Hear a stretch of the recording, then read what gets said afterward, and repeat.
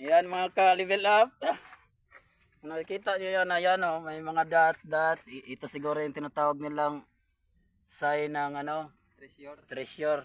Kasi kami, wala kaming alam kaya dito may nakita kasi kaming kakaiba, baka ito na yan sinasabi na sign. Ayan, may mga dot. Pasok yung daliri nyo. Ayan. Kahit dito, may dalawa rin dito sa ilalim. Ayan o. Dalawa to. Dito, may isa ring dot dito pala. Dalawa pala itong katabi. Magkasunod. Ayan. Tapos ito, kakaiba ito kasi may mga guhit-guhit. Ayan o. Kung nakikita nyo, ayan, ayan. Sa dulo, triangle. Ibabaw, ayan o.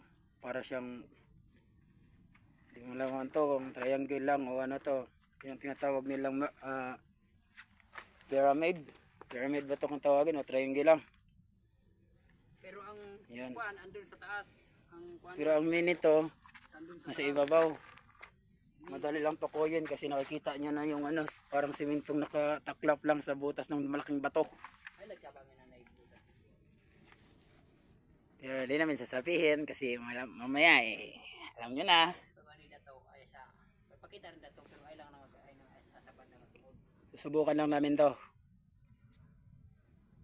Kaya yung mga nakakaano nito, may alam kung ito ba ay legit o ano. Comment nyo lang sa ano ko, sa aking YouTube channel. Thank you for watching.